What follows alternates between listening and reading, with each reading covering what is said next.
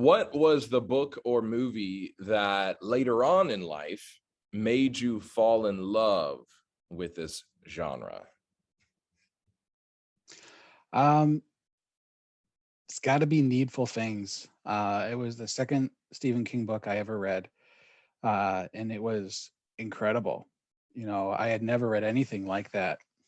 Um, just the wide cast of characters and how everything was intertwined and connected and wrapped up to this, amazing ending.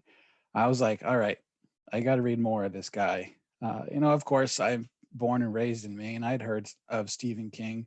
My grandparents had, nearly all of his books on their bookshelf. So, I was familiar. But for whatever reason, I just hadn't read anything of his until 2006, 2007. I started with the Tommyknockers, and I thought Mm, that was good. It wasn't until I read other things of his that I realized there was a lot better Stephen King books out there than the Tommyknockers. But that one has a sense of nostalgia for me because that's what started it all. It was a breath of fresh air for me, and it was like, okay, I think I've found the types of books I like to read now, and that was all I read for like 5 or 6 years was Stephen King. wow. Yeah, I always love hearing what people's. I'm glad you mentioned what the first book was because I was going to ask if you didn't. Yeah. But I love seeing the order in which people, found King. For me, it was Cujo. That was the first one. And then my brother, I have an older brother, and he gave me a copy. He's not really a big reader. Somebody gave him a copy, a hardback of Nightmares and Dreamscapes, the short story Yep. collection. And then he gave it to me, and I read it and just loved it, devoured it. And then I went to my high school library.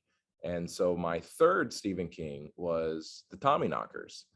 And I it's the same. I realize that there are issues with that book, and it meanders a little bit, and knowing the history, and Stephen King even admitting the amount of or the lack of soberness when he Yeah. was writing that book.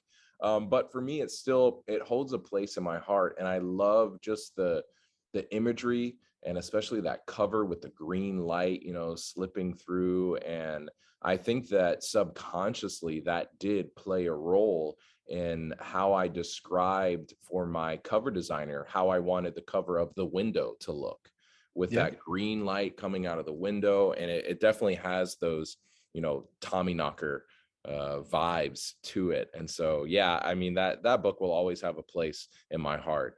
Now, the made for TV movie, on the other hand, Not so good. the ending Yeah. was so bad, so bad. But when I was a kid, when that movie was first coming out, I was just a little boy, and I remember seeing the preview for it, and it horrified me, terrified me. I had nightmares. I still remember that night.